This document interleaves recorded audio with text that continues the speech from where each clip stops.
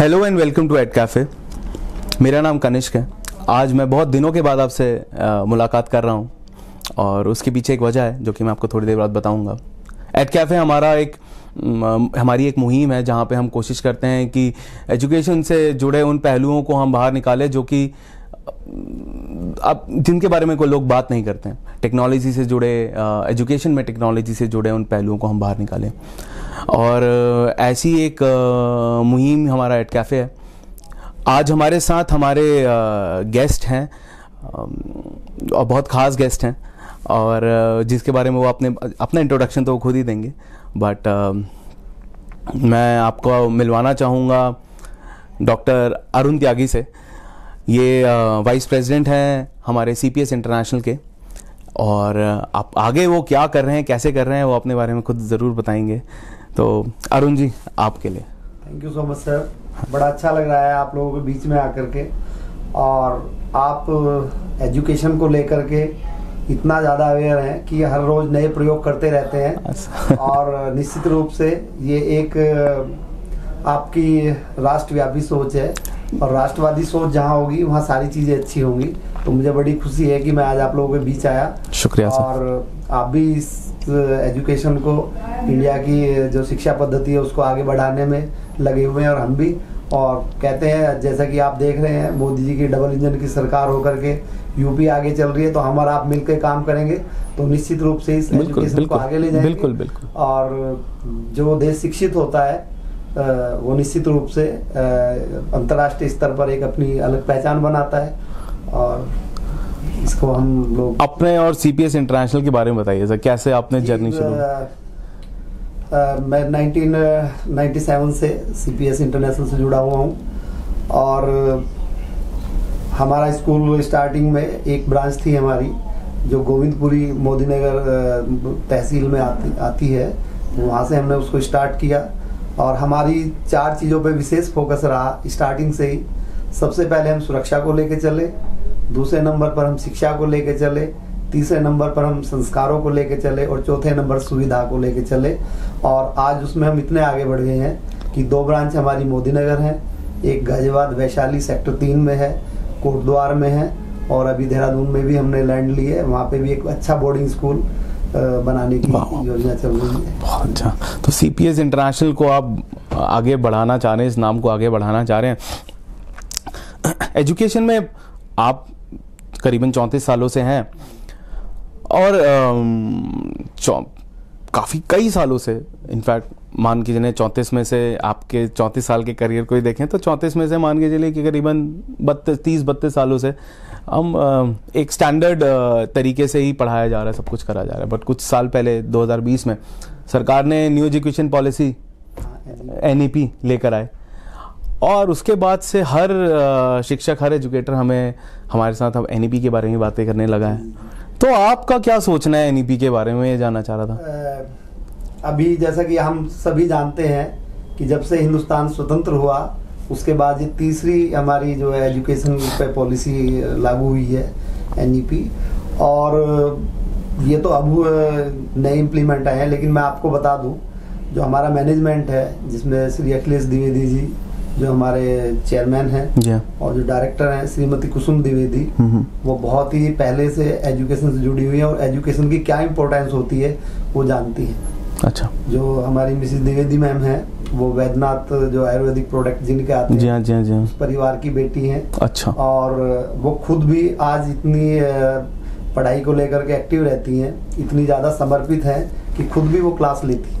बहुत ज़रूरी है। हाँ, जबकि इतना कुछ होने के बाद आदमी सोच लेता है। ऐसे ही मेरे पिता तुल्य हैं श्री अखिलेश द्विवेदी जी जो हमारे चेयरमैन हैं संस्था के, वो खुद हर चीज को अपने सामने एक तरीके से देख करके उसको बढ़ा रहे हैं। और साथ ही जो हमारे उप प्रबंधक हैं श्री अधिराज द्विवेदी जी जो लंदन स्कूल ऑफ इकोनॉमिक्स जहाँ डॉक्टर मनमोहन सिंह जो हमारे प्रधानमंत्री रहे हैं पढ़े हैं, वहाँ से स्कॉलरशिप पे पढ़े हैं DPS इंदापुरम। तो हम लोग एजुकेशन की का क्या महत्व है, क्या उसकी इम्पोर्टेंस है, उस चीज़ को बड़े हम अच्छे से जानते हैं और उस क्वालिटी को मेंटेन करने का हमारा हर बार अच्छा प्रयास रहता है। और आज हम लगभग सभी ब्रांचों में 5000 से ऊपर हम लोगों के पास स्ट्रेंथ है। वही इसके एक जीती जागती मिसाल भी है। बिल्कुल बिल्कुल, नहीं आप बात बिल्कुल सही बात कर रहे हैं। कई स्कूल में, कई इंस्टीट्यूशंस में हमने देखा है कि एनईपी के आने से पहले से ही वो एनईपी की कई सारी गाइडलाइंस को फॉलो कर रहे थे। कई सारी जहाँ पे देखा गया है कि पढ़ाने का तरीका, जहाँ अभी आपने संस्कारों की बात करी है, एनईपी में संस्कारों के बारे में बात करी गई है। आपसे कुछ समय पहले जब बात हुई थी तो आपने बताया था कि आप स्पोर्ट्स में बहुत इंटरेस्ट रखते हैं, अपने स्कूलों में स्पोर्ट्स में ज़्यादा पार्टिसिपेट करवाते हैं बच्चों को। तो क्या है, मतलब क्या एग्जैक्टली कर रहे हैं आप स्पोर्ट्स के पीछे? एक हमारा एम और ऑब्जेक्टिव है। तो आप जानते हैं किसी भी देश की एक पहचान जो है वो 3 स्तर पे होती है। राजनीति हो, उसकी अपनी दूसरा स्पोर्ट्स का क्या स्टैंडर्ड है वो है, और दूसरी उसकी सबसे बड़ी ताकत है वो फाइनेंशियली कितना मजबूत है। तो हम ये मानते हैं कि जिस स्कूल में स्पोर्ट्स या बाकी अदर एक्टिविटी होंगी तो निश्चित रूप से वो बहुत आगे निकला हुआ होगा। जैसा कि कहा गया है, एक स्वस्थ मस्तिष्क में ही, स्वस्थ शरीर में ही एक स्वस्थ मस्तिष्क वास करता है। तो स्पोर्ट्स को लेकर के हम इसलिए बहुत ज़्यादा रहते हैं। और मैं खुद एक स्पोर्ट्समैन रहा हूँ, और हमारे जो चेयरमैन सर हैं वो बैडमिंटन के राष्ट्रीय लेवल के प्लेयर रहे हैं और उनको मेडल भी रहा है। तो और विशेष रूप से हम उन बच्चों को जिनका स्पोर्ट्स में स्टेट या नेशनल लेवल पर प्रतिभागिता होती है, पार्टिसिपेशन होता है, उनको स्पेशल स्कॉलरशिप भी हम प्रोवाइड कराते हैं। ये तो बहुत अच्छी बात है। जब हम छोटे थे तो हमारे घर वाले में बोलते थे कि पढ़ोगे लिखोगे बनोगे नवाब, खेलोगे कूदोगे बनोगे खराब। अब ऐसा नहीं है।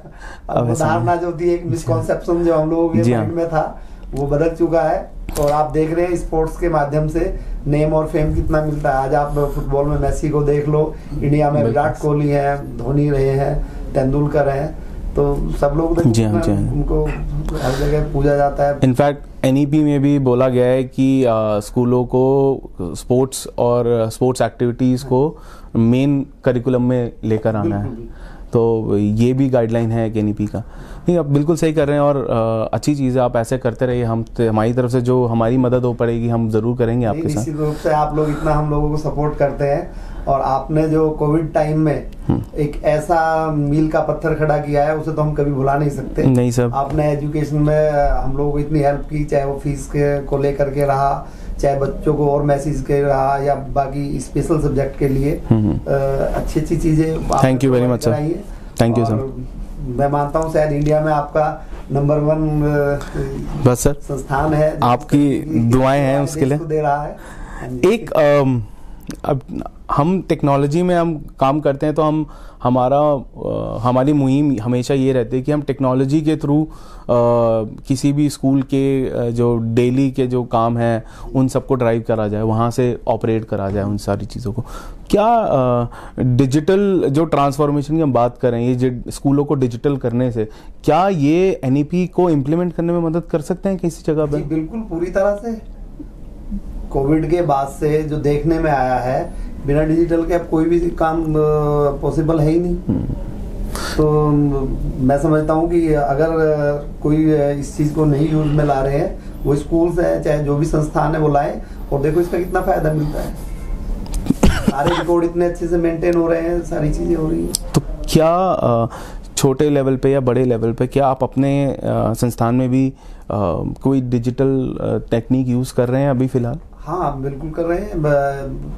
और सबसे मेन चीज़ है अभी, चाहे मैसेजेस का है, चाहे फीस को लेकर के है, चाहे टाइम टेबल को लेकर के है, बाकी सारी चीजें इतनी। तो क्या ये चीजें आप क्या ये आपका काम आसान कर रही हैं किसी तरीके से? ज्यादा आसान कर रही है। वो सिरदर्दी नहीं रही कि भाई पेज पलटो और देखो और ये करो, कुछ नहीं, एक क्लिक करो सारा रिकॉर्ड आता है। वो बही खाते वाला सारा काम आपका खत्म हो गया। ये चीज तो अच्छी है, डिजिटल का मोटिव भी यही है। इसको और इतना ज्यादा इस पे आपका वर्क और सर्च चलती रहती है, नहीं सर, और इसको आसान बना दिया है, इसके लिए मेरी आपको विशेष नहीं, हम कोशिश यही करते हैं कि वो जो इस्तेमाल कर रहे हैं उन टेक्नोलॉजी सॉल्यूशंस को, वो उनके लिए वो काम को आसान ही करें। जितना ज़्यादा आसान करेंगे उतना ही वो उसको अच्छे से इस्तेमाल कर पाएंगे, उतना ही आगे ग्रो कर पाएंगे। साथ में मिलकर ही काम करते हैं सर। जैसे आपका जो फीडबैक हमें मिलता है हम उसी के उस पर उसको और अच्छा बनाने की कोशिश करते हैं। क्या आप मानते हैं कि किसी भी स्कूल को 100% डिजिटल किया जा सकता है? हाँ, बिल्कुल किया जा सकता है। और उसके फायदे खाली स्कूल को ही नहीं होंगे, बच्चों के नहीं होंगे, अभिभावकों को भी होंगे। वो भी कभी भी अपने आप को पूरी तरह अपडेट रख सकते हैं। और उसके लिए यही है कि इन सारी चीज़ों के प्रति एक जागरूकता की जरूरत है, एक अवेयरनेस की जरूरत है। अब जब इसके पहले क्या था, ये सोचते थे कि यार ये फोन पे हुआ या जितनी भी बैंकिंग का हुआ ये तो बड़ा है, लेकिन आज इतना आसान हो गया, आप कहीं भी जाओ कोई कुछ भी नहीं है, तो सेम थिंग है वो। एक क्या भाई आपने फ़ोन पे और बैंकिंग की बात करी, तो अगला सवाल भी इसी के ऊपर ही है मेरा कि भाई सबसे ज़्यादा जो दिक्कत देखी गई है, जो हमारा पर्सनल एक्सपीरियंस रहा है स्कूल्स के साथ, वो ये कि वो टेक्नोलॉजी को तो हम वो अपना लेते हैं, मगर कहीं ना कहीं ऑनलाइन फीस लेने में अभी भी हिचकिचा रहे हैं। क्या कोई वजह है, खास वजह है इस चीज़ के पीछे? देखिएगा, जो अगर फोन उस पे ऑनलाइन फीस लेने में हिचकिचा रहे हैं तो कहीं ना कहीं उनका लोचा है बाकी तो जहाँ सारी चीजें नीट एंड क्लीन तो है, कोई ऐसी क्या 100% ऑनलाइन फीस बच्चा आज की डेट में देने में सक्षम है? हाँ बिल्कुल है। देखो, आज जब कोई भी पेरेंट्स अपने बच्चे को एडमिशन कराने के लिए निकलता है, वो 10 जगह पता करता है और उनमें फिर आपस में कंपेयर करता है सभी स्कूल्स में, और उसके बाद वो एडमिशन दिलाता है। तो उसकी वो अपने आप को इतना मेंटली प्रिपेयर कर लेता है कि भाई ये इसकी फीस है, ये इसके खर्चे हैं, ये इसके बुक्स के हैं, ये इसके ड्रेस के हैं, ये अदर्स हैं। तो ऐसा नहीं है कि वो आंख बंद करके जा रहा है और फिर बाद में सोच रहा है कि तो दे सकता है, बड़े आराम से कर सकता है उसका। और अगर कोई नहीं कर रहा है तो इसका मतलब नहीं साहब, देखिए अगर हर चीज़ डिजिटल हो रही है तो अगर फ़ी कलेक्शन भी डिजिटल होता है तो वो कहीं ना कहीं जो स्कूल अपना रहे हैं इस चीज़ को, तो उनको कहीं ना कहीं मदद तो हो रही है। मेरा भी अपना मानना यही है कि अगर डिजिटली फ़ीस कलेक्ट हो रही है तो वो एक स्कूल को ज़्यादा अच्छे से एक अच्छी क्लियर तस्वीर दिखाती है कि भाई हाँ, ये मेरे स्कूल का की मेरी परिस्थिति है, भाई ये ऐसा चल रहा है, इतना ऐसा चल रहा है। ऐसा नहीं कि भाई हाँ चलो अच्छा 50,000 यहाँ लिखे हुए थे, ऐसा कुछ है। तो क्लियर सारी चीज़ें क्लियर रहती हैं, तो मतलब आप आगे ग्रो करने के लिए आप अपना प्लान बना सकते हैं कि भाई हाँ अब मेरे पास अगले साल के लिए ये तैयारी मेरे को जो बचत होगी, इसके अलावा हम ये हमारा आ रहा है, हम मैं ये कर सकता हूँ, ये कर सकता हूँ। जी हाँ, जी हाँ, जी हाँ।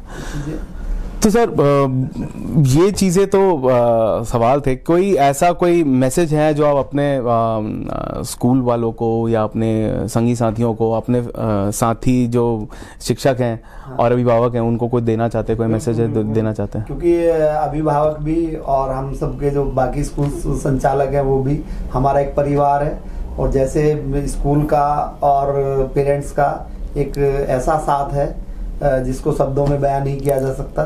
तो आपस में मिलकर के एक दूसरे को कोऑपरेट करके चलें। और मेरा फिर आपसे यही कहना है कि कोई भी स्कूल है या पेरेंट्स हैं, इन दोनों का आपस में बहुत ही अटूट नाता है।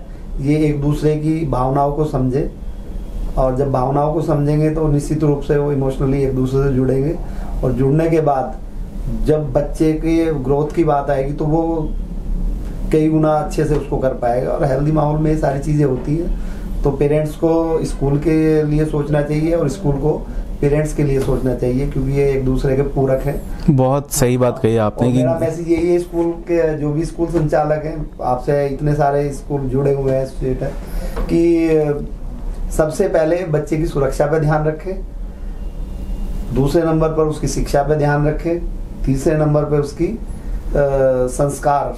शिक्षा अधूरी है अगर संस्कार नहीं है सर, बिल्कुल, यू नो। और उसके बाद उनको सुविधाएं दी जाए जितनी भी मैक्सिमम दी जा सकती है, तो निश्चित रूप से वो स्कूल भी आगे बढ़ेगा। और हमारा जो हिंदुस्तान की जो एक प्राचीन शिक्षा पद्धति है वो भी कहीं ना कहीं सामने आएगी। हालांकि अभी नई एनईपी जो है उसमें उन चीज़ों को भी ध्यान में रख के तैयार किया गया है, और जिन बुद्धिजीवियों ने और सरकार ने मिल करके इसको बनाया, निश्चित रूप से बहुत अच्छी चीज़ है। और आने वाले समय में इसके हमें बहुत अच्छे परिणाम देखने को मिलेंगे। शुक्रिया। तो सुरक्षा, शिक्षा, संस्कार और सुविधा, ये थे हमारे डॉक्टर अरुण त्यागी। बहुत बहुत शुक्रिया डॉक्टर साहब आने के लिए और हमें अपना कीमती वक्त देने के लिए। हम आशा करते हैं कि जब अगली बार आप आएँ तो आपके पास एक और बड़ा नंबर हो बच्चों का, और आप और अच्छे से संस्कार वो जो आप देना चाह रहे हो वो दे रहे हो। हमारी तरफ से जो मदद होगी, जो आप हमें बोलेंगे, हम ज़रूर आपके लिए मदद करेंगे। और फिलहाल के लिए हम विदा लेते हैं।